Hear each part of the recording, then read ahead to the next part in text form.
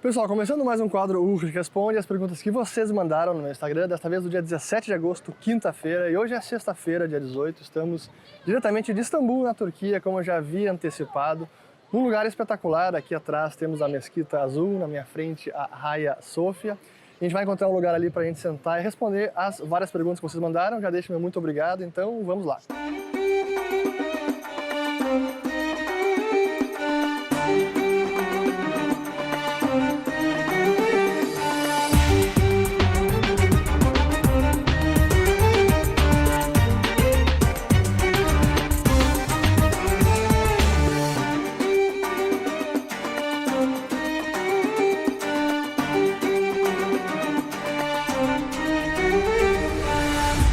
Recém chegamos, hoje é um dia de bastante calor, porque é verão intenso por aqui, mas vamos logo às perguntas, tem várias. Então aqui a primeira é do Guilherme Schmidt. Inflação na Turquia é bem elevada, é possível fazer paralelo com a Argentina no quesito trocar moeda? Não, é diferente, porque aqui ao contrário da Argentina, eles não estão tentando impor taxas de câmbio artificiais.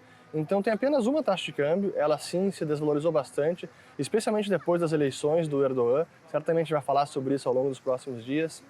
Então a taxa de câmbio existe uma só, ela está depreciada, mas em qualquer lugar que você vai trocar, não tem um mercado paralelo, a taxa Blue, a taxa Coldplay, é uma taxa única, mas sim se depreciou bastante. Então você pode trocar na rua, você pode trocar às vezes em hotéis, restaurantes, e não costuma haver nenhum grande deságio, a não ser no aeroporto, que é a pior taxa de câmbio se você quiser trocar. E eles costumam aceitar tranquilamente tanto euro quanto dólares, e cartão de crédito também funciona, não tem essa loucura que há na Argentina. Então é diferente o problema do câmbio aqui, da inflação e câmbio na Argentina. Aqui eu diria que está bem mais tranquilo, porque não estão tentando controlar artificialmente como está na Argentina. Pois bem, aqui do Prosperidade. Com o aumento dos combustíveis, matéria-prima deve subir? Estoque é uma boa? Claro que sobe porque combustível, gasolina, diesel impacta diretamente o preço de tudo, como alimentos. Mas não é algo assim tão drástico e de imediato a ponto de, eu diria, uma medida de estoque, acho que é desnecessário. Mas sim, combustíveis vai impactar o preço dos alimentos e de todos os bens da economia. Depois tem mais perguntas sobre Petrobras que a gente vai falar e responder melhor esse ponto. Aqui do Ariel. Para o investidor estrangeiro, qual país está mais propício, Turquia ou Brasil? É diferente.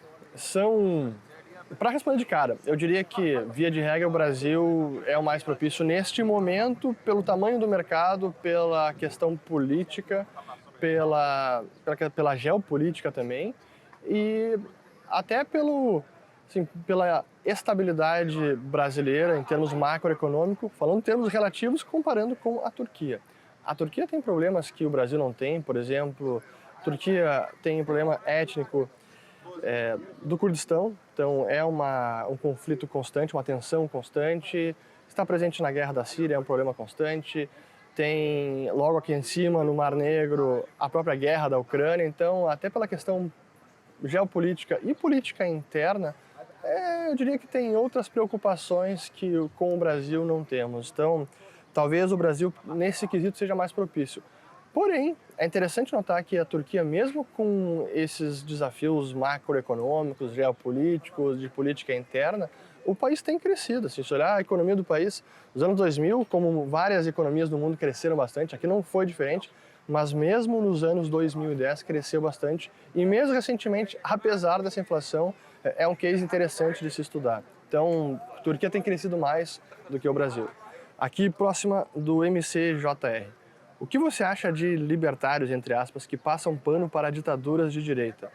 Para mim, qualquer libertário passar pano para qualquer ditadura ou relativizar está errado. Não importa qual é a vertente ideológica que a ditadura se intitule, está errado e pronto. Um libertário deve defender liberdade individual, igualdade perante a lei, e qualquer ditadura deve ser condenada.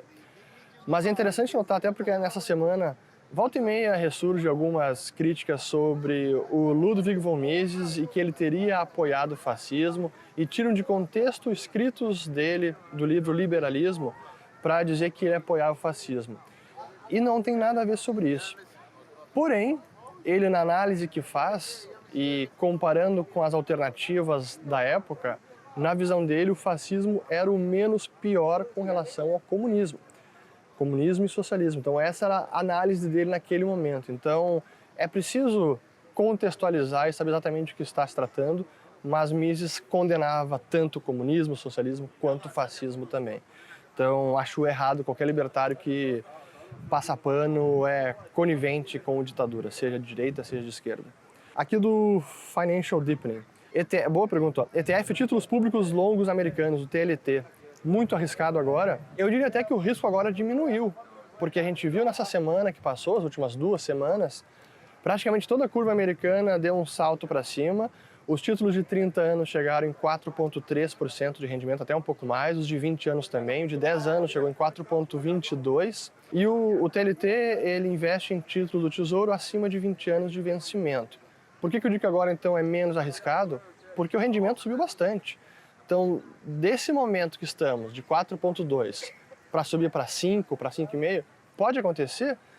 Até pode, mas eu acho que rapidamente não, e me parece um cenário um pouco mais estressado. Então, relação risco-retorno está até menos desfavorável agora. Se você me perguntasse 2 anos atrás, quando eu estava lá em 1% rendimento, cara, aí era arriscado. Agora eu diria que é menos arriscado. Porém, eu reitero o ponto que eu tenho feito em vários vídeos. Eu prefiro não fazer essa especulação na ponta longa da curva de juros. Eu prefiro ficar mais tranquilo ali no miolo da curva e não correr esse risco. Mas agora estaria menos arriscado. Aqui a pergunta do Dayogo. Você considera o presidente deste país que nós estamos um ditador? Essa é uma pergunta polêmica e eu vou tentar responder ela da forma que dá. Várias organizações internacionais, a própria União Europeia, a Comissão Europeia, têm demonstrado preocupação com o rumo da política interna, da concentração de poder, dos freios e contrapesos, e na percepção dessas entidades isso veio se deteriorando nos últimos anos. O atual presidente está aqui no poder desde 2002, quando ele foi primeiro-ministro, e agora ganhou as eleições novamente para presidente, que mudou o sistema de parlamentarista para presidencialista. Isso foi em 2018 e foi uma reforma que o atual presidente defendeu bastante, e agora novamente ele ganha as eleições. Da parte de liberdade de expressão também há muitas preocupações. Os jornalistas mundo afora também têm notado que o ambiente político nesse quesito, liberdade de imprensa, também se deteriorou. Mas não é algo como Venezuela, não é algo como China, mas diria que não está próximo de democracias liberais e até mesmo democracias aqui dentro da Europa. Tem pergunta aqui sobre a União Europeia, eu vou voltar sobre esse ponto. Aqui é do Matheus Cócia. Podemos aprender algo com a performance da lira? Podemos aprender, sem dúvida alguma, que marretar os juros artificialmente, que interferir no Banco Central, que trocar o presidente do Banco Central e querer interferir por decreto na política monetária do país, a repercussão inequívoca é o que a gente está vendo agora. A lira disparou, chegou a mais de 27 liras por dólar, é um nível de depreciação no último ano impressionante, se eu não me engano foi mais de 50% de depreciação, cara, é muita coisa. Então sim, a gente pode aprender bastante, devemos aprender com o que aconteceu e acontece ainda aqui na Turquia. Aqui do Dimitri Oliveira, o que achou mais legal na Turquia? Cultura, comida, arquitetura, etc. Bom, a gente recém chegou, foi ontem à noite, tarde, nem deu para conhecer muita coisa ainda. Eu já conhecia, mas para mim é muita coisa. É a história desse lugar. Aqui onde nós estamos é uma cidade que são quase milênios de existência, aliás, tem milênios de existência. Alguns dos prédios e pontos culturais aqui são prédios com quase milênios de existência, como a Hagia Sophia. A parte cultural, a parte gastronômica também, que é excelente. Isso a gente não conseguiu aproveitar ainda, mas logo iremos. Quem sabe tem um kebab ali que parece estar bem bonito. Mas enfim, acho que é tudo. Realmente é um lugar muito bacana para conhecer. E também todo o contraste, especialmente para quem é ocidental, cristão. Talvez Turquia seja o primeiro local muçulmano onde você tem contato com uma cultura diferente da sua, até porque no Brasil o nosso contato com o Islã é praticamente zero.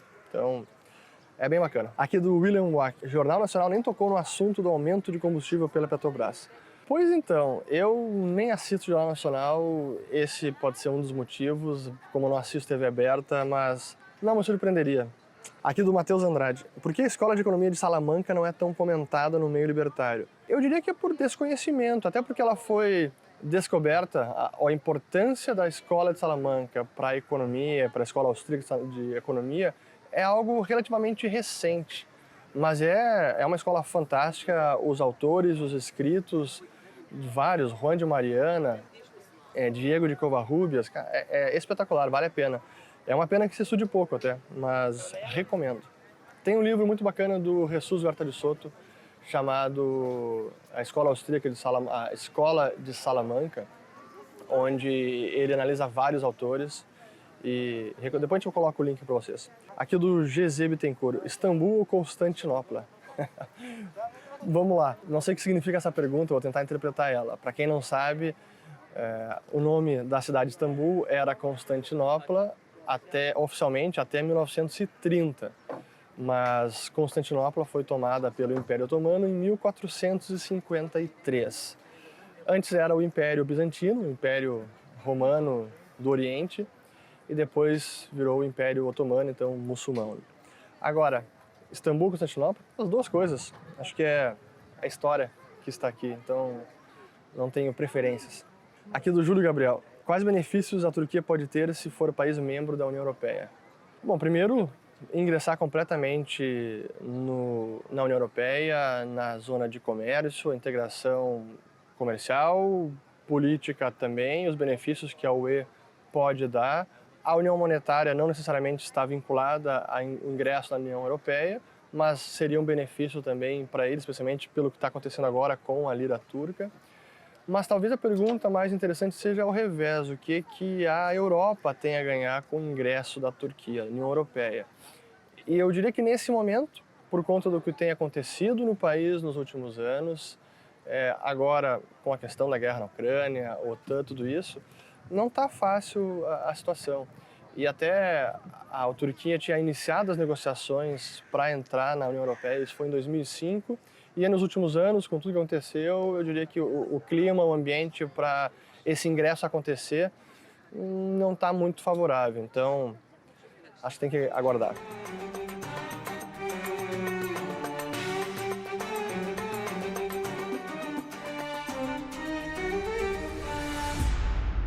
Aqui vocês podem ver então é a Hagia Sophia, ou Santa Sofia. Bom, aqui do Ronaldo Azo, pergunta, ó, você manteria os mesmos ministérios que o Milei ou mudaria algum? Sem entrar em tanto detalhe, acho que para mim o principal da mensagem dele é uma reforma drástica de redução do Estado, redução de gasto público, de privilégios, de cargos políticos. E nesse sentido, cara, eu iria na mesma linha. Quanto maior for a redução, melhor. Especialmente, e eu concordo com ele, o tamanho do Estado hoje é tão gigante em tantos locais, especialmente Brasil e Argentina, que entrar no debate minucioso de qual seria o tamanho ideal, cara, a gente está tão distante do ideal que temos que ir na direção de reduzir. Aqui do Manganelli Lopes. Afinal de contas, o preço da gasolina e do diesel está ou não está atrelado ao preço internacional do petróleo? É claro que está, e a Petrobras tentando definir o seu preço internamente não muda esse fato. Mas isso traz consequências. E até uma outra pergunta aqui, eu já até vou antecipar, que é se a gente pode ter ou não desabastecimento, agora que a Petrobras aumentou o preço. Ainda há uma defasagem, ela fez um aumento relevante, foi, se não me engano, do diesel foi 26% e da gasolina foi 16% de aumento, mas ainda assim há uma defasagem. E não adianta ela querer mascarar a realidade. A definição do preço não depende dela, depende do mundo inteiro. E se o preço lá fora aumenta, a gente precisa refletir esse aumento no Brasil para que não tenha consequências não intencionadas de desabastecimento, falta do combustível e depois quando a Petrobras decide soltar o preço, vem um aumento rápido e forte como acabou de acontecer. E ainda está defasado, então não adianta, a gente depende do mercado internacional. Isso vale para o Brasil, vale para qualquer país. Aqui do Renzo, em Istambul você está na Europa ou na Ásia? Isso que é muito bacana, porque a gente está justamente na fronteira entre Europa e Ásia, mas nesse momento estamos na Europa, que é onde fica aqui a Hagia Sophia e a Mesquita Azul. Aqui do Cavernoso Invest, cada nome. Acredita que essa alta no gás diesel pela Petro seja suficiente para evitar a falta no curto e médio prazo? Pois então, está atenuando os efeitos do preço artificialmente baixo ou abaixo do mercado internacional e no curto prazo pode atenuar, mas se a defasagem aumentar, não vai resolver o problema. Aqui a pergunta do João Lucas, sobre a ideia de extinguir o Banco Central. Deixaria de existir totalmente ou... Bom, essa é a ideia do Javier Milei de acabar com o Banco Central, dolarizar a economia. Mas mais do que dolarizar, o objetivo dele é dar liberdade para os argentinos comercializarem em qualquer moeda. É preciso fazer um vídeo detalhado sobre o plano do Milei, como é que isso aconteceria na prática. Mas, sim, se a ideia é acabar com o peso, eliminar o Banco Central, ele deixaria de existir porque deixaria de ter função.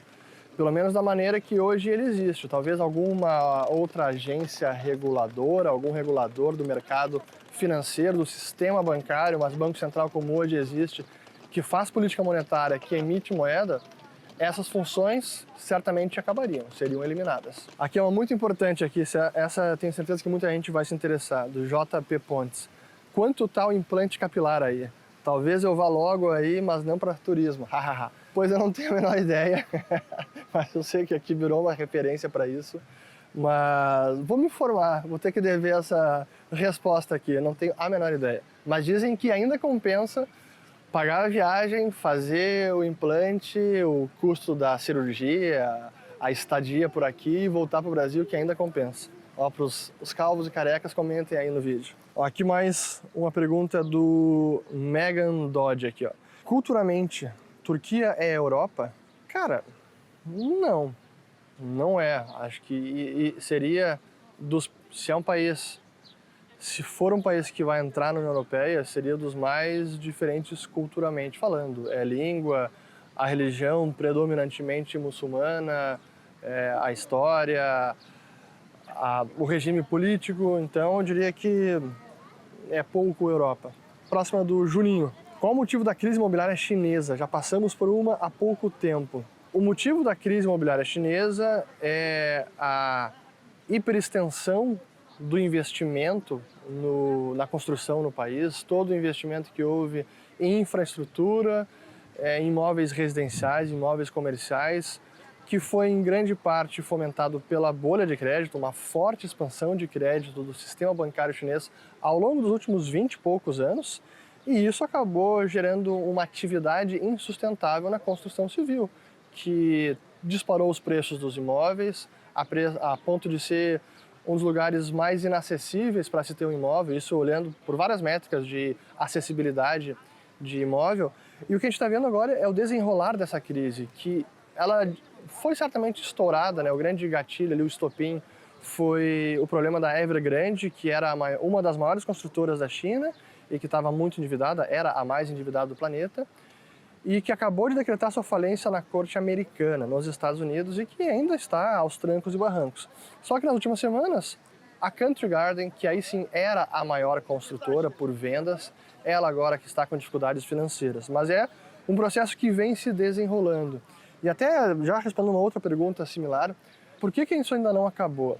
Aí é um pouco da forma de governo, da forma de tentar controlar os eventos econômicos na China, em que o Partido Comunista não quer que haja uma grande crise econômica, social, um crescimento absurdo do desemprego, porque, acima de tudo, Xi Jinping, o Partido Comunista, prioriza a estabilidade social, acima de qualquer outro critério.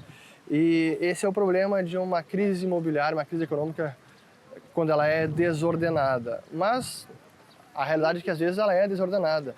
E para mim a vantagem de um lugar como os Estados Unidos é que uma bolha imobiliária pode ser também tão intensa como na China, mas quando ela estoura, os efeitos, as correções, a limpeza do sistema, as falências, as demissões são muito mais rápidas do que na China. Mas a recuperação também é muito mais rápida. Então na China o que a gente pode estar vendo é o estouro da bolha e os efeitos dessa crise imobiliária se arrastando por mais tempo, no processo mais demorado. Aqui mais uma pergunta do Juninho. Quais lições podemos pegar de exemplo do governo turco sobre o que não fazer na economia? Eu diria que, tendo um banco central, não interferir com política monetária, querendo definir taxa de juros para estimular a economia, porque os efeitos acabam sendo de depreciação da moeda, que é terrível para o país. A gente está vendo a inflação aqui na Turquia chegando a próximo de 50%. Então, acho que essa é a grande lição. Aqui do Marcos, o dólar pode voltar a R$ 6 esse ano com a política atual? No Brasil, honestamente, eu diria que não, salvo algum problema muito relevante, um crash dos mercados, uma instabilidade enorme,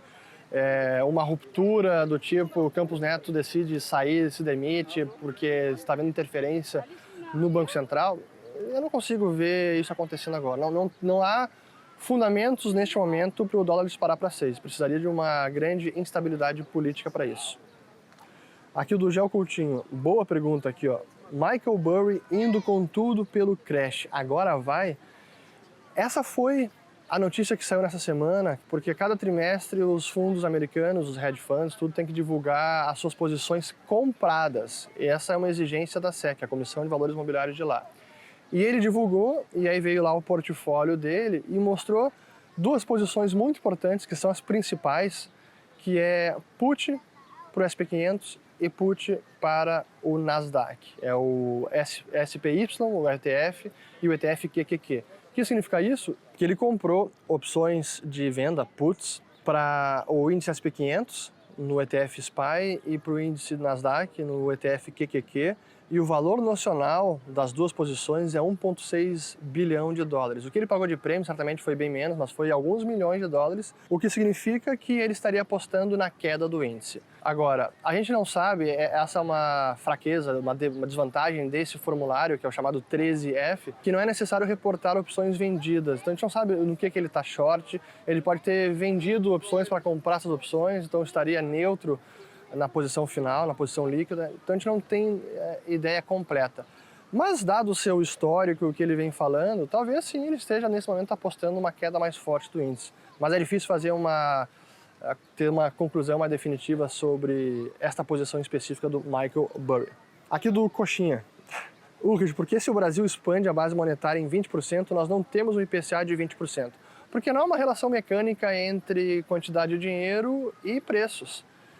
Primeiro porque o IPCA é uma parte dos preços da economia, é uma amostragem pequena de todos os preços da economia.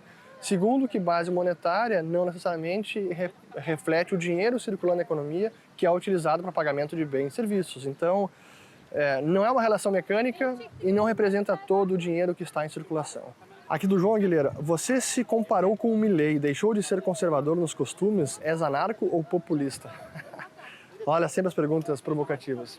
Eu me comparei com o Milei no que ele se definiu como filosoficamente anarcocapitalista, que ele acredita que o Estado é imoral e desnecessário, mas minarquista na prática, na realidade. Ou seja, do ponto de vista pragmático, bom, o que a gente faz? Vamos apertar o botão e acabar com o Estado?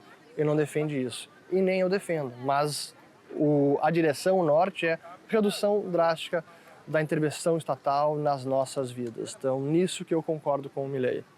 Agora, sobre a postura dele, se ele é conservador nos costumes ou não, eu não tenho ideia, não sei tudo o que ele pensa, então não posso me igualar à filosofia política de Milei. Aqui, Dona Patrícia, qual a sua previsão para o futuro da Petrobras para os próximos anos? Eu não tenho ideia, mas enquanto tivermos no governo uma visão de mundo mais estatista e que gosta de ter uma petroleira estrategicamente falando e controlá-la, eu não fico muito otimista. Mas daqui a pouco, dependendo do que for feito com a empresa, e pensando de investimento, talvez o preço dela possa ser tão deprimido a ponto de ficar barata e olha, quer saber, vale a pena comprar a Petrobras. Então fiquem de olho nas oportunidades. Aqui do Belanga, o que acha do ouro e prata no contexto atual de incerteza e risco, retorno da bolsa?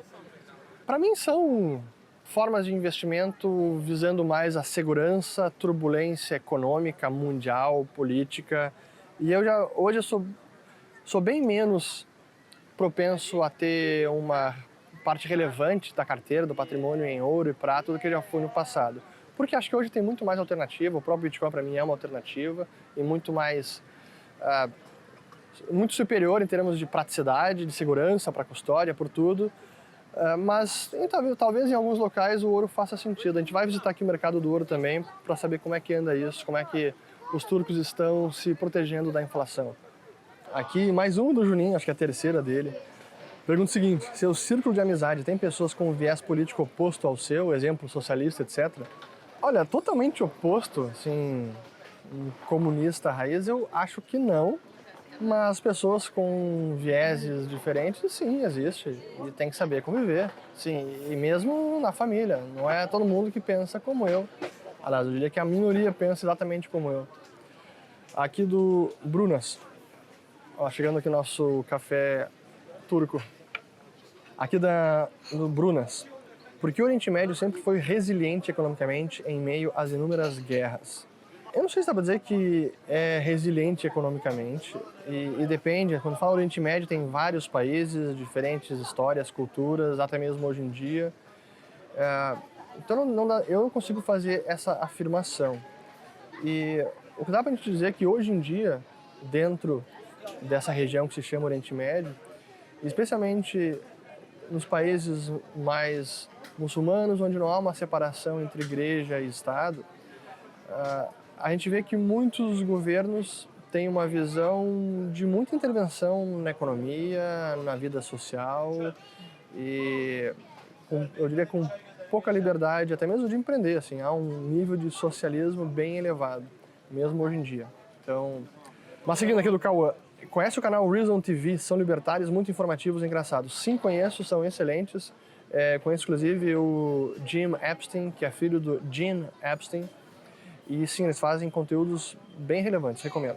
Aqui uma bem rápido do Anderson Leite. Você prefere o Profit ou o TradingView? Eu costumo preferir mais o TradingView porque é o que eu uso mais, até porque eu não sou um trader, eu não opero. O Profit eu diria que é mais voltado para quem opera no mercado. Então não é o meu caso. Aqui do Luciano Farias. Essa quebradeira lá da China pode afetar o crescimento do resto do mundo? Sem dúvida, porque a China é o principal parceiro comercial da maior parte dos países. Então, sim, o que está acontecendo na China, é o que eu venho dizendo já há bastante tempo, esse reajuste de modelo econômico pelo qual a China está passando, a quebra das construtoras, a Country Garden que vem cambaleando com dificuldades financeiras, isso vai repercutir no mundo inteiro, como já está repercutindo. Os dados que eu mostrei no último vídeo sobre a China, a gente viu como exportações e importações da China decresceram nos últimos meses. E aqui, por fim, do João T. Soviet. O inglês é o suficiente para se virar em Istambul? Sim, felizmente é o suficiente. Se você soubesse turco seria melhor, mas é uma cidade tão turística, que recebe tantos turistas do mundo inteiro, que sim, a língua franca é o inglês e é o suficiente para se virar pela cidade e conhecer. E com isso a gente encerra mais um Ulrich Responde. Acompanhe aqui os vídeos que a gente vai ter mais alguns bem bacanas sobre a situação econômica, a gente vai entrar com profundidade. Mas isso não vai sair logo mais, porque a gente precisa pesquisar e trabalhar mais. Vai ser um vídeo bem legal. Então, espero ter gostado. Se inscrevam no canal, ativem o sininho, compartilhem e voltamos no próximo vídeo. Valeu! É do sorvete, né? Ele quer que eu pegue o sorvete aqui, não vai rolar o sorvete. Ah, faz o sorvete. Forte pra caramba, hein? Nossa! Esse é o café turco.